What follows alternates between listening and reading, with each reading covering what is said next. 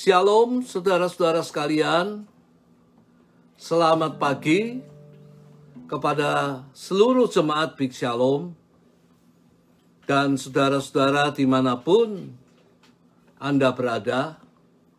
Saat ini kita bertemu kembali di dalam ibadah online, yaitu melalui live Facebook. Tetap semangat saudara-saudara. Jangan takut menghadapi situasi seperti ini. Tetap tenang, tetap berdoa, pasti Tuhan akan menolong kita. Bersabarlah karena Allah Roh Kudus akan memenuhi hati kita dan mengubah hati kita menjadi kuat. Pandang tetap kepada Tuhan Yesus Kristus. Ia tak pernah mengecewakan, kasih dan kesetiaannya kekal untuk selama-lamanya. Keadaan kita pasti satu kali Tuhan akan memulihkannya. Dan kita akan menyanyikan pada kesempatan ini satu pujian yang berjudul Allah Roh Kudus, penuhilah kami. Ku rindu kau selalu dalam hidupku. Allah Roh Kudus, ubahlah hatiku. Celikanku dan jamahlah. Aku merindu hadiratmu.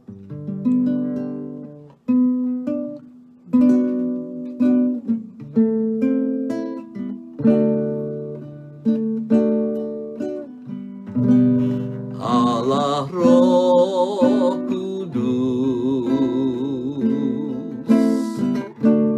penuhi kami. Ku rindu kau selalu dalam hidupku. Allah Roh Kudus,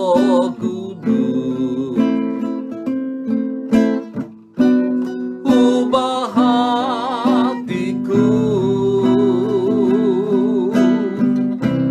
celikanku, jamahlah, ku rindu hadiratmu. Ku sembah kudus, kudus, kuduslah Tuhan, dan ku sanjung kau mulia, mulia bagimu Tuhan. Ku sembah kudus, kudus, kuduslah Tuhan, dan ku sanjung kau mulia, mulia bagimu Tuhan. Allah Roh Kudus, penuhi kami. Ku rindu kau selalu dalam hidupku.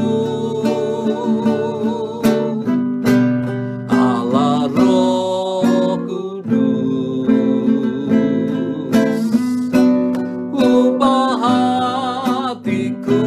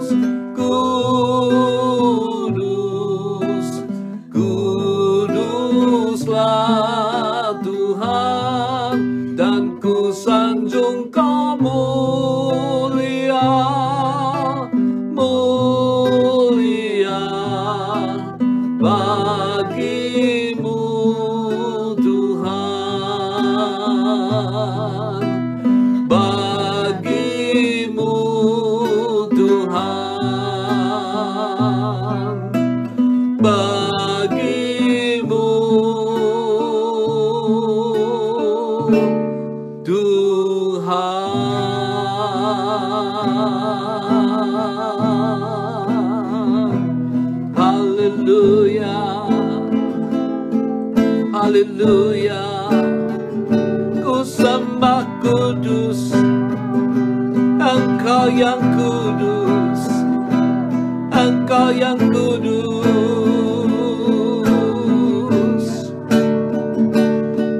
Ku sanjung Engkau, Engkau yang mulia, yang mulia. Haleluya, haleluya, haleluya. Kami memuliakan nama-Mu,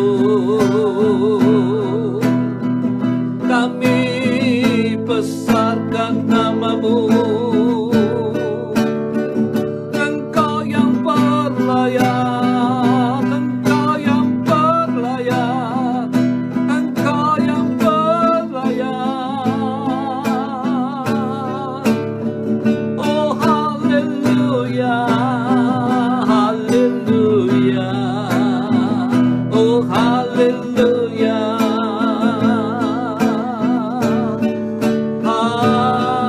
haleluya. Kami mau menyembah Engkau, Engkau yang kudus, Engkau yang kudus. Kami mau menyanjung Engkau Tuhan, Engkau yang mulia, Engkau yang mulia. Haleluya, haleluya, haleluya, haleluya, haleluya, haleluya.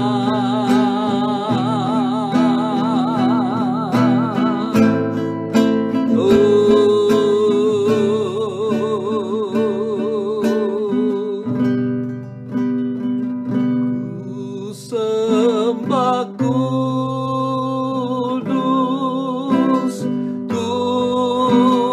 kudus, kuduslah Tuhan, dan ku sanjung Kau mulia, mulia. Bagimu Tuhan ku sembah kudus, kudus, kuduslah Tuhan, dan ku sanjung Kau mulia, mulia. Bagimu Tuhan, bagimu Tuhan.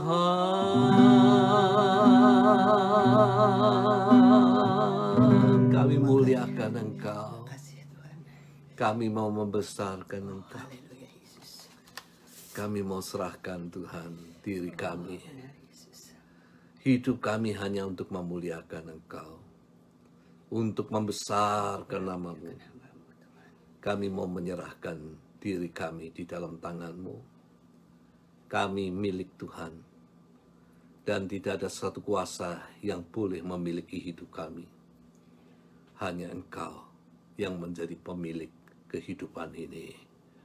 Engkau berkati saat ini Bapa akan anak-anak-Mu sekalian. Kalau kami beribadah pada saat ini, walaupun kami tidak bisa berkumpul, tapi melalui online ini Bapa, hamba-Mu mau menyampaikan kebenaran-Mu. Tolonglah kepada hamba-Mu, supaya Engkau pakai menjadi penyambung lidah daripada Allah, supaya kami menyampaikan bukan kebenaran-kebenaran kami, tapi kebenaran-kebenaran daripada Allah. Untuk itulah Engkau memanggil kami untuk kami boleh menjadi hamba-Mu. Terima kasih Bapa. Meteraikan firman-Mu dengan kuasa-Mu, supaya mujizat boleh terjadi melalui firman ini Bapa. Kami mau menyerahkan di dalam tangan Tuhan. Terima kasih Bapa. Tolong semua yang mendengarkan, supaya Engkau juga kuduskan, supaya relung hati mereka menjadi tempat untuk tinggalnya firman-Mu, dan ukirkan di dalam tablet hati kami sekalian firman ini, supaya kami boleh tetap mengingat selama-lamanya. Terima kasih Bapa. Di dalam nama Tuhan Yesus kami berdoa. Amin. Nah, saudara sekalian, pada saat ini saya akan berbicara tentang Roh Kudus yang dijanjikan, yang terdapat di dalam kitab Injil Yohanes pasal yang ke-16. Di dalam ayat 5, di dalam ayat yang ke-7 saja kita baca, dikatakan demikian, namun benar, yang kukatakan ini kepadamu adalah lebih berguna bagi kamu. Jika aku pergi, sebab jikalau aku tidak pergi, penghibur itu tidak akan datang kepadamu. Tetapi jika aku pergi, aku akan mengutus dia kepadamu. Demikianlah firman Tuhan. Berbahagialah yang mendengar firman ini dan melakukan dalam kehidupannya. Nah, di dalam ayat ini, saudara sekalian, yang pertama-tama adalah dikatakan, namun benar yang kukatakan ini kepadamu. Yesus, dia mengatakan yang benar. Ya. Dan tidak ada perkataan daripada Tuhan yang salah. Tidak ada perkataan Tuhan yang bohong. Tapi dia mengatakan yang benar. Dan apa yang dikatakan oleh Allah itu selalu terjadi. Dan apa yang dikatakan oleh Yesus, namun aku mengatakan, namun benar yang kukatakan kepadamu. Apa yang dikatakan oleh Yesus? Yang dikatakan oleh Yesus adalah tentang apa yang akan terjadi di dalam dirinya. Yesus mengatakan tentang penderitaan dan kematiannya. Dan itu pun digenapi, saudara sekalian, yang sudah kita rayakan bersama-sama beberapa minggu yang lalu. Bagaimana ia mati untuk menanggung dosa-dosa kita. Supaya melalui kematiannya, maka kita diselamatkan. Yesus mengatakan juga tentang kebangkitannya. 3 hari setelah kematiannya, kalau dia mati pada hari Jumat, maka pada hari Minggu tepat 3 hari setelah kematiannya, ia dibangkitkan. Dan yang terakhir, saudara sekalian, bahwa dia akan kembali kepada Bapaknya. Setelah 40 hari, dia menampakkan dirinya berulang-ulang kepada murid-muridnya untuk membuktikan bahwa dia hidup. Dia bukan Tuhan yang mati, tetapi Tuhan yang hidup.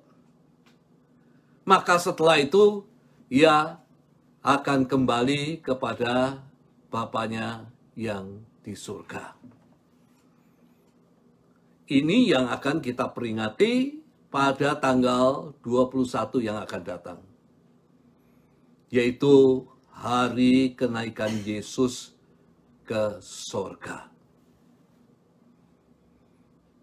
Jadi apa yang dikatakan oleh Yesus, semuanya ditepati di dalam kehidupan Yesus. Nah, kita masuk di dalam bagian yang kedua, saudara sekalian. Dikatakan adalah lebih berguna bagi kamu jika aku pergi. Adalah lebih berguna bagi kamu jika aku pergi. Apa gunanya? Bagi murid-murid Yesus, kalau Yesus meninggalkan mereka, Yesus selalu bersama-sama dengan murid-muridnya. Namun dia mengatakan, di dalam bagian ini dikatakan, lebih berguna bagi kamu bila aku pergi. Nah, yang pertama-tama, saudara sekalian, lebih berguna bagi murid-muridnya, oleh karena Yesus akan mengutus seorang penghibur. Dan mengenai penghibur ini, Yesus mengatakan lebih berguna, karena ia akan menyertai engkau untuk selama-lamanya. Nah, saudara sekalian, siapa penghibur yang dimaksud oleh Yesus? Penghibur yang dimaksud oleh Yesus adalah Allah Roh Kudus. Dan akhir-akhir ini, saudara sekalian, sangat menyedihkan. Banyak, atau katakanlah ada orang yang menista. Orang yang menghujat Roh Kudus. Dan mengatakan bahwa Roh Kudus itu adalah Roh Kudis. Saya katakan, apabila orang mengatakan Roh Kudus adalah Roh Kudis, dia menghujat kepada Allah. Karena Roh Kudus adalah pribadi daripada Allah. Dan kalau kita melihat di dalam Matius 12 ayat 31 dan 32, di sana dikatakan, sebab itu aku berkata kepadamu, segala dosa dan hujat manusia akan diampuni. Tetapi hujat terhadap Roh Kudus tidak akan diampuni. Ayat 32 tidak kita baca. Pengertian menghujat di dalam ayat ini adalah mencaci, mencela, memburuk-burukkan, menjelek-jelekan, mencoreng, mencemarkan, plesetan-plesetan ejekan. Dan dapat disimpulkan, orang yang menghujat adalah orang yang tidak menghormati pribadi daripada Allah. Dan dosa orang yang menghujat Roh Kudus dikatakan tidak bisa diampuni. Nah, kalau kita berbicara tentang Roh Kudus, maka Roh Kudus tidak dapat dipisahkan daripada pribadi Allah yang lain. Di dalam ajaran kekristenan kita percaya akan Allah Bapa, Allah Putra, yaitu Tuhan kita Yesus Kristus, dan Allah Roh Kudus. Namun ketiga pribadi ini merupakan satu kesatuan. Banyak orang yang beranggapan, saudara sekalian, bahwa Allah orang Kristen itu tiga. Anggapan ini tidak benar. Karena Allah orang Kristen itu adalah Esa. Satu kesatuan.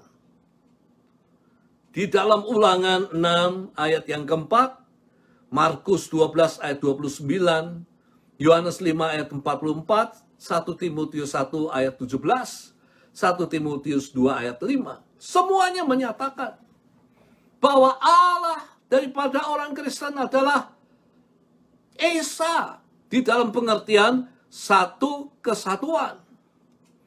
Nah, untuk memahami tiga pribadi daripada Allah yang merupakan satu kesatuan, maka kita harus melihat kepada manusia yang diciptakan menurut gambar daripada Allah. Sehingga kita bisa memahami Allah. Kejadian 1 ayat 27, maka Allah menciptakan manusia menurut gambarnya. Menurut gambar Allah diciptakannya dia laki-laki dan perempuan. Jadi manusia diciptakan menurut gambar Allah. Allah menciptakan tubuh manusia. Allah menciptakan jiwa manusia. Allah menciptakan roh manusia. Namun, ketiga bagian itu merupakan satu kesatuan di dalam diri manusia. Demikian juga kalau kita ingin memahami tentang Allah. Allah memiliki tiga pribadi, Allah Bapa, Allah Putra, dan Roh Kudus. Namun ketiganya merupakan satu kesatuan di dalam diri Allah yang Esa. Dan pada saat ini kita akan membahas bersama-sama tentang pribadi yang ketiga daripada Allah, yaitu Roh Kudus yang dijanjikan oleh Yesus ketika ia kembali ke surga. Yesus mengatakan adalah lebih berguna bila aku pergi, karena aku akan mengirim kepadamu penghibur yang akan menyertai engkau. Nah, kita melihat saudara sekalian, di mana lebih bergunanya bagi murid-murid Yesus. Kalau Yesus meninggalkan mereka. Dan saya percaya bahwa kata-kata Yesus ini akan mendukacitakan hati daripada para murid. Oleh karena mereka selalu berkumpul bersama-sama. Mereka selalu berkomunikasi satu dengan yang lain. Dan kini Yesus mengatakan, adalah lebih berguna bila aku pergi kepada Bapa. Kalau orang yang selalu bersama-sama dengan kita meninggalkan kita, saya percaya bahwa kita akan merasakan kehilangan dan kita akan merasakan luka hati mendengar kata-kata yang demikian.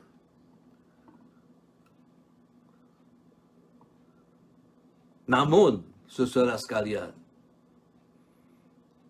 memang Roh Kudus itu lebih penting daripada Tuhan Yesus Kristus. Nah, jangan salah mengartikan kata-kata saya. Ya. Karena Roh Kudus juga disebut sebagai roh daripada Tuhan Yesus Kristus.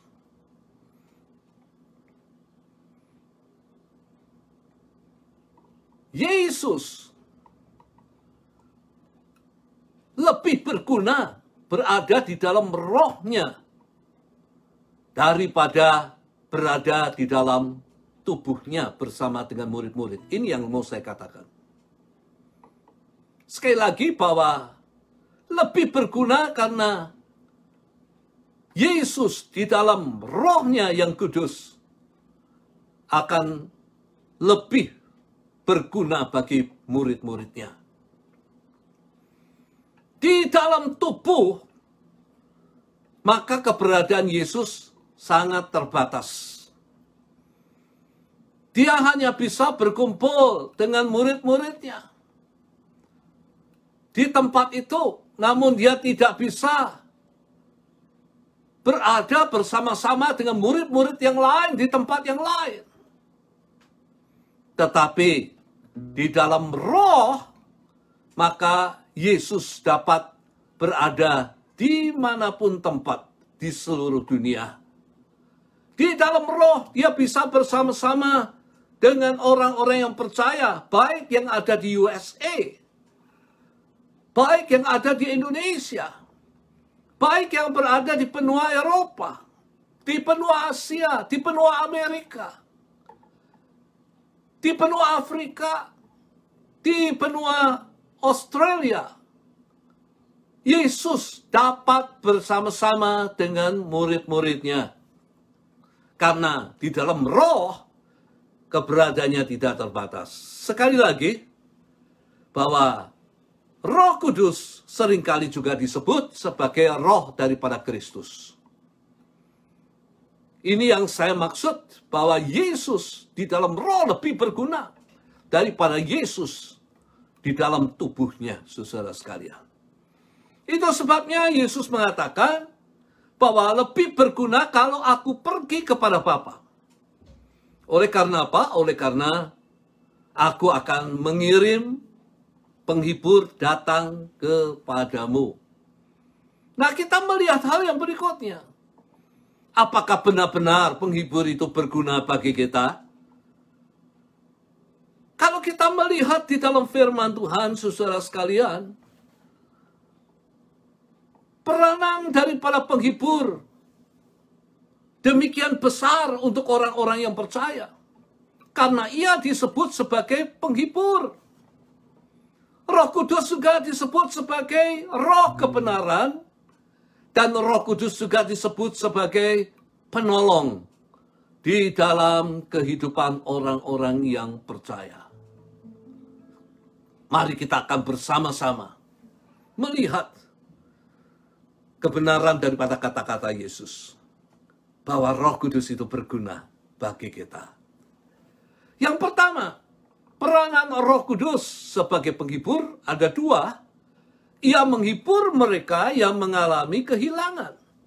Ia menghibur mereka yang kehilangan orang yang dikasihi. Orang yang kehilangan pekerjaan, yang mengalami kegagalan, dan mengalami penderitaan.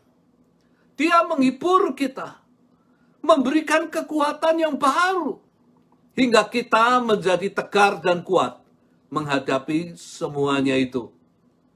Dan yang kedua adalah, ia menginsyafkan. Penghibur itu menginsyafkan. Ada tiga hal yang diinsyafkan. Yang pertama, dia menginsyafkan akan dosa. Oleh karena tidak percaya kepadaku. Jadi dosa tidak percaya merupakan dosa yang sangat berbahaya. Roh Kudus menginsyafkan bahwa dosa tidak percaya itu dapat merusak hubungan kita dengan Allah. Dosa akan merusak akan relationship kita dengan Tuhan. Itu sebabnya saudara sekalian, mengapa kita melihat tangan Tuhan tidak terulur untuk menyelamatkan kita. Kita melihat mengapa Tuhan tidak mendengar doa kita. Yesaya 59 ayat 1 dan 2 mengatakan, sesungguhnya tangan Tuhan tidak kurang panjang untuk menyelamatkan. Pendengarannya tidak kurang tajam untuk mendengar, tetapi yang merupakan pemisah antara kamu dan Allahmu, ialah segala kejahatanmu. Dan yang membuat ia menyembunyikan diri terhadap kamu, sehingga ia tidak mendengar, ialah segala dosamu. Ini yang menyebabkan saudara sekalian, Tuhan tidak menyelamatkan kita, dan Tuhan tidak mendengar doa kita. Karena Tuhan tidak bisa melihat dosa. Dia benci dosa. Oleh karena itu, saudara sekalian, dia memalingkan wajahnya dari kita. Dia tidak mau mendengar permohonan kita. Oleh karena dia tidak menyukai dosa. Dan pada kesempatan ini, saudara sekalian, hubungan yang rusak ini harus dipulihkan. Dan firman Tuhan mengatakan bahwa hubungan yang rusak hanya dapat dipulihkan oleh percaya kepada Tuhan kita, Yesus Kristus. Kalau kita percaya kepada Kristus, maka hubungan kita akan dipulihkan. Yang kedua adalah binasa kekal. Jadi dosa tidak percaya akan menyebabkan kita binasa untuk selama-lamanya. Tidak ada obatnya lagi untuk dosa tidak percaya. Roh Kudus menginsyafkan supaya kita insyaf dengan dosa tidak percaya. Sebab akan membawa kita kepada kebinasaan yang kekal. Yang kedua, saudara sekalian, menginsyafkan akan kebenaran. Apakah kita ingat satu ayat yang Yesus katakan? Di dalam Yohanes 14 ayat yang ke-6, Aku inilah jalan, kebenaran, dan kehidupan. Tidak ada seorang pun yang datang kepada Bapa kecuali melalui aku. Tidak ada seorang pun yang sampai ke sorga kecuali melalui Yesus Kristus. Yesus mengatakan apa? Aku inilah jalan. Kita diingatkan oleh Roh Kudus. Hanya ada satu jalan. Banyak jalan ke kota Roma. Tetapi hanya satu jalan menuju ke sorga, saudara sekalian. Dan jalan itu adalah kalau kita percaya kepada Yesus. Yohanes 3 ayat 16 mengatakan, yang percaya kepada Yesus tidak akan binasa, melainkan mendapatkan hidup yang kekal. Tapi Roh Kudus mengingatkan bahwa Yesus adalah kebenaran satu-satunya. Ia yang bisa menjadikan kita benar. Nah, di dalam 2 Korintus 5 ayat 21 dikatakan, Dia yang tidak mengenal dosa telah dibuatnya menjadi dosa karena kita. Supaya di dalam Dia kita dibenarkan oleh Allah. Hanya Yesus yang mampu menjadikan kita benar di hadapan Allah. Oleh karena Dia telah memikul dosa-dosa kita. Supaya yang percaya kepada Dia akan dibenarkan di hadapan Allah. Allah tidak lagi melihat dosa-dosa dan kejahatan kita. Karena dosa dan kejahatan kita telah dihapus dengan darah daripada Tuhan Yesus Kristus. Menginsyafkan kepada murid-murid. Ketika tugasnya selesai, bahwa dia akan kembali kepada Allah Bapanya. Hal yang ketiga, saudara sekalian, menginsyafkan akan penghakiman. Bahwa penguasa dunia, yaitu setan, telah dihukum. Bahkan dikalahkan oleh kematian Yesus. Di dalam Ibrani 2 ayat yang ke-14. Dikatakan, kematiannya, ia memusnahkan dia, yaitu iblis yang berkuasa atas maut. Kematian Yesus mengalahkan iblis dan membebaskan orang-orang yang percaya dari kekuasaannya. Dan dia tidak lagi berkuasa atas kehidupan orang-orang yang percaya kepada Yesus Kristus. Di dalam surat Roma 6 ayat 20-22, dikatakan sebab waktu kamu hamba dosa, waktu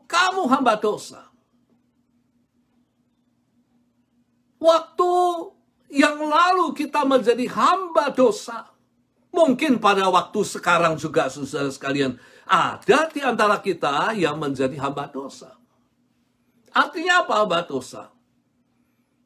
Artinya adalah bahwa kita memiliki tuan yang bernama dosa. Dan di belakang Tuhan itu ada Tuhan yang mengendalikan, yaitu iblis. Supaya kita hanya mengikuti keinginan daripada dosa. Supaya kita hidup di dalam ketidaktaatan. Maka dikatakan, sebab waktu kamu hamba dosa, kamu bebas dari kebenaran. Kamu tidak lagi melakukan kebenaran-kebenaran Allah. Jadi orang yang menjadi budak dosa, dia tidak akan melakukan kebenaran-kebenaran Allah. Tidak hidup di dalam kehendak Allah. Lalu dikatakan dalam Roma 6 ayat 20 dan 22, dan buah apakah yang kamu petik daripadanya? Hasilnya apa kalau kita menjadi hamba dosa? Semuanya itu menyebabkan kamu malu sekarang. Karena kesudahannya ialah kematian. Bukan hanya kematian tubuh, tetapi kematian yang kekal di dalam penghukuman Allah yang kekal. Lalu kita lanjutkan.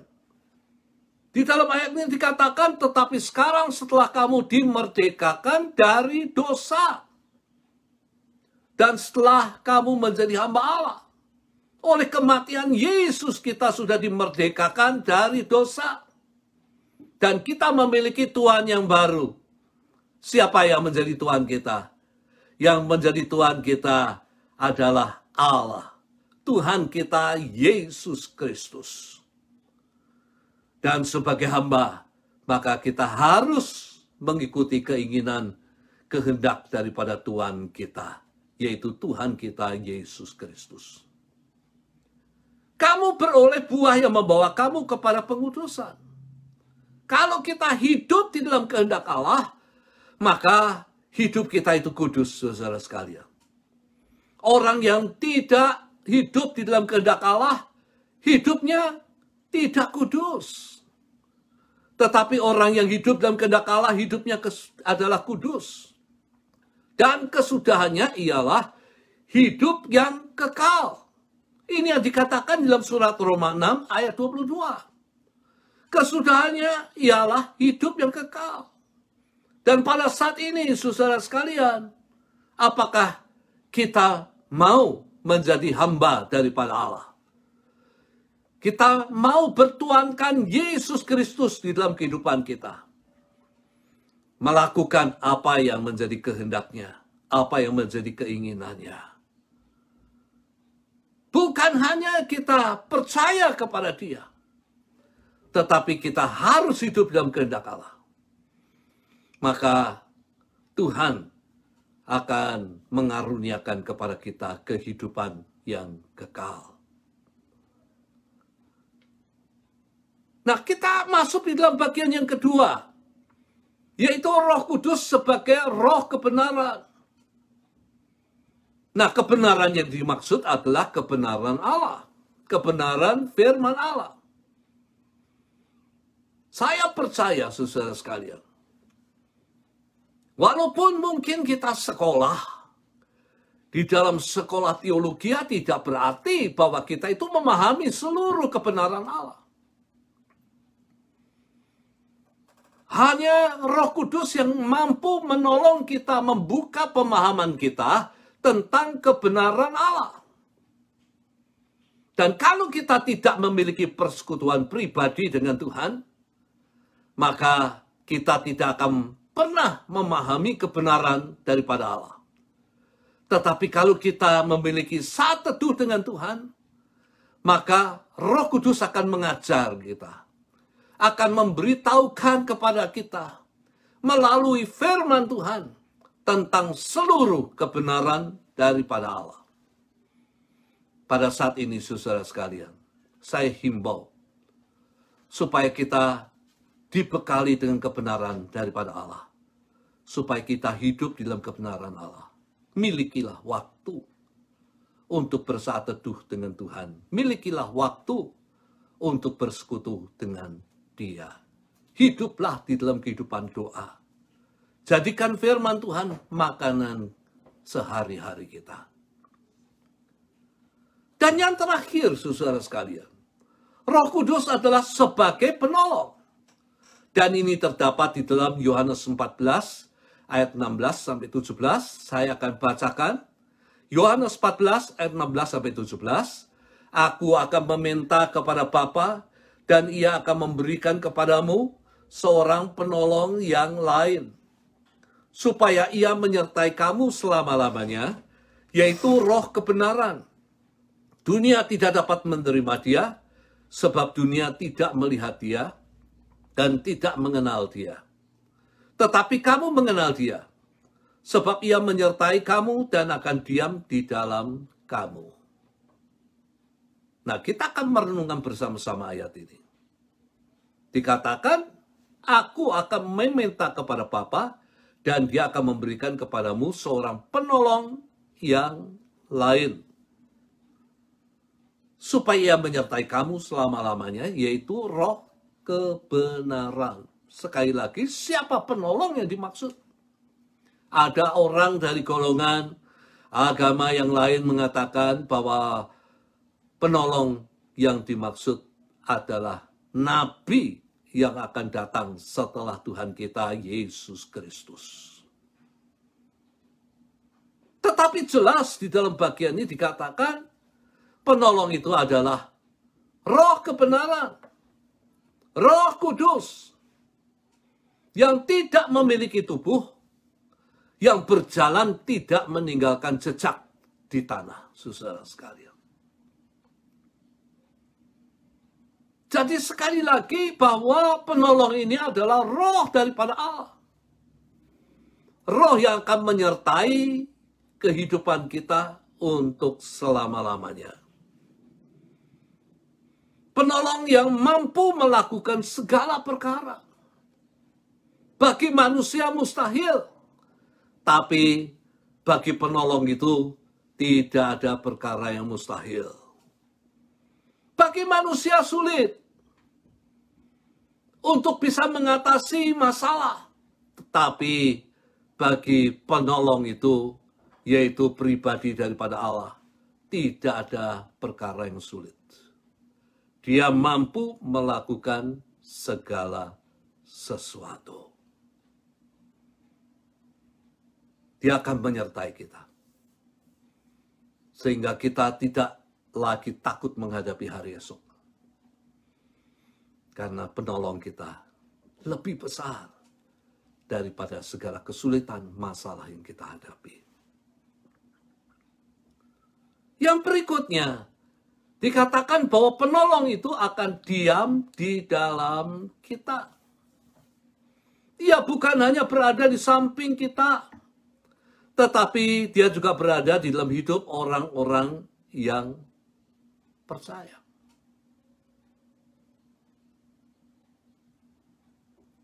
Mereka yang percaya.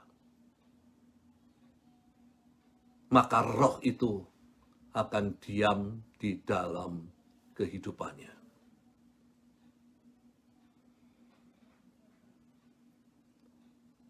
Di dalam surat Roma 8 ayat ke-9 dikatakan, tetapi kamu tidak hidup di dalam daging, melainkan di dalam roh.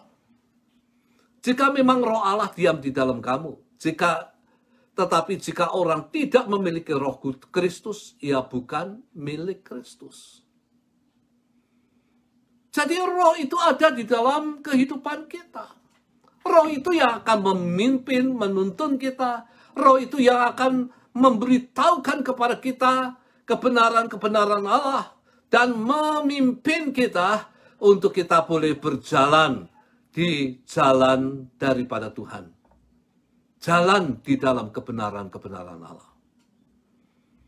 Tetapi roh itu juga merupakan tanda di dalam kehidupan kita bahwa kita itu milik daripada Kristus Yesus. Kita bukan milik kita sendiri.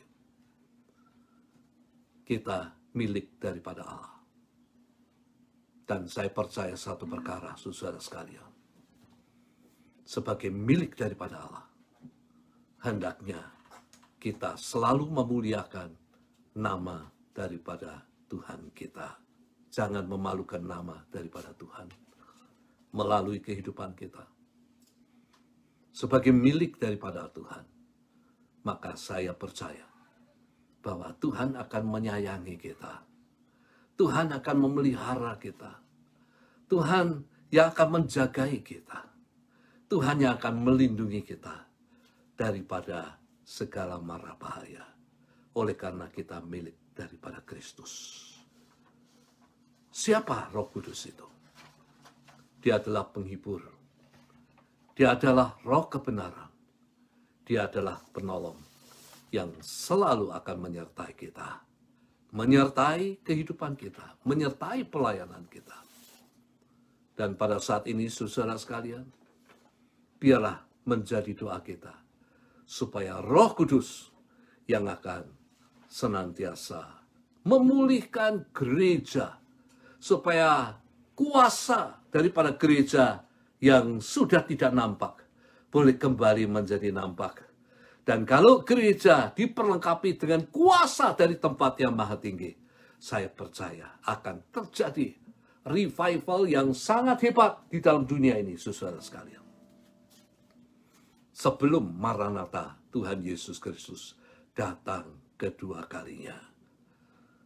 Amin.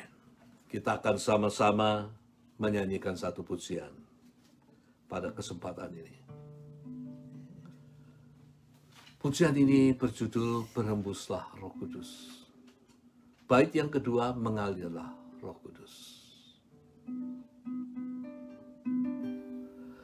Berhembuslah Roh Kudus di tempat ini. Berhembuslah Roh Kudus dengan kuasa-Mu. Pulihkanlah gereja-Mu di akhir zaman. Berhembuslah, berhembuslah sekarang. Urapilah kami dengan minyak baru, penuhilah kami dengan hadirat-Mu. Kami rindu Tuhan melihat kuasa-Mu dicurahkan di tempat ini. Mengalirlah, mengalirlah Roh Kudus di tempat ini. Mengalirlah Roh Kudus dengan kuasa-Mu. Pulihkanlah gereja-Mu di akhir zaman. Mengalirlah, mengalirlah sekarang. Urapilah kami dengan minyak baru, penuhilah kami dengan hadirat-Mu. Kami rindu Tuhan melihat kuasa-Mu dicurahkan di tempat ini. Urapilah, urapilah kami dengan minyak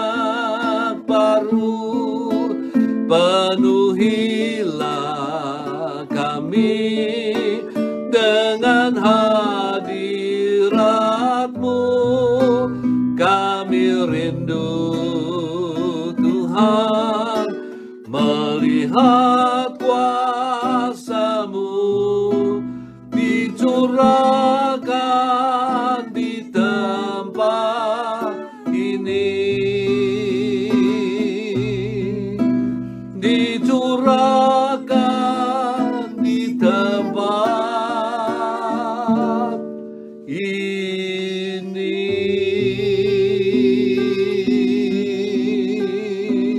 Haleluya. Biarlah Engkau Tuhan yang memenuhi kami dengan roh-Mu. Engkau yang menyucikan kami dengan roh-Mu yang kudus. Perlengkapi kami dengan kuasa-Mu.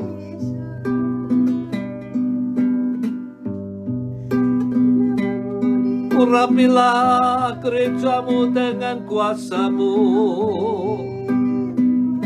supaya terjadi kegerakan yang dahsyat,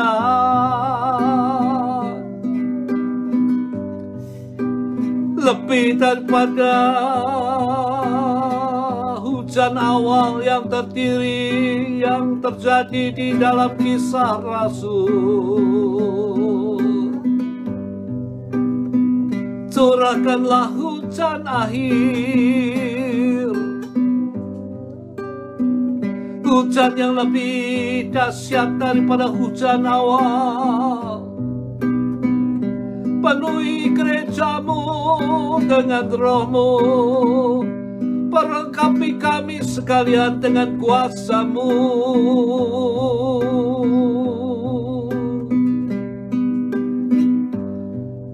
supaya hidup kami Tuhan boleh menjadi alat kemuliaan Tuhan,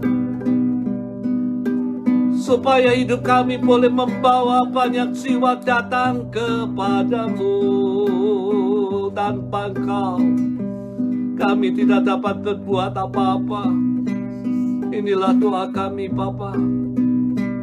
Haleluya. Haleluya. Kami membutuhkan Engkau ya Roh Kudus. Kami membutuhkan Engkau sebagai penghibur. Kami membutuhkan Engkau sebagai roh kebenaran itu.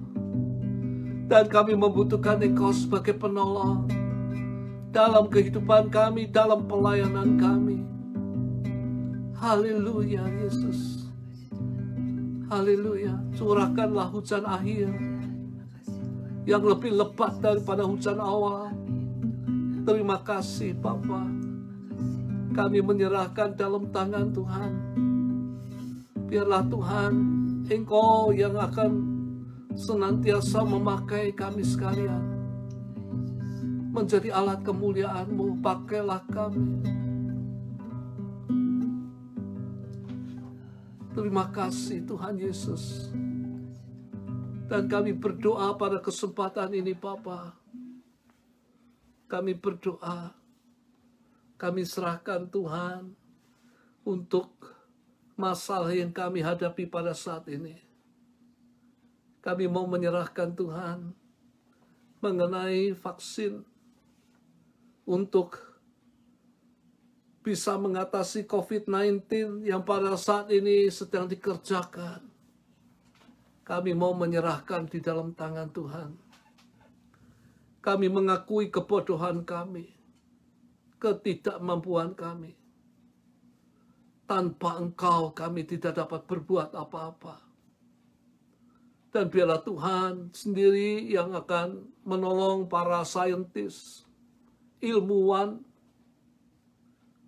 para ahli kesehatan, supaya Engkau yang memberikan Tuhan pencerahan, supaya mereka boleh berhasil untuk membuat vaksin yang dapat menolong umat manusia yang ada di dalam dunia. Dan kami menyerahkan juga Tuhan untuk saudara-saudara kami, untuk mereka yang terjangkiti oleh COVID-19, baik orang-orang yang percaya maupun orang-orang yang tidak memiliki iman yang sama dengan kami pun serahkan dalam tangan Tuhan. Kami hanya mohon belas kasihan Tuhan. Biarlah melalui COVID-19 ini, maka semuanya boleh dibangunkan daripada tidur mereka untuk mencari Engkau yang menjadi penolong di dalam kehidupan kami. Kami serahkan di dalam tangan-Mu Bapa, para dokter, nurse. Kami menyerahkan di dalam tangan Tuhan. Biarlah Engkau jagai mereka yang berada di garda terdepan. Engkau lindungi mereka, supaya di dalam merawat pasien COVID-19, mereka tetap terlindung, aman di dalam perlindungan Tuhan. Terima kasih Bapa. Dan kami juga berdoa untuk semua saudara-saudara yang seiman, dimanapun berada, biarlah Tuhan sendiri akan memberkati mereka.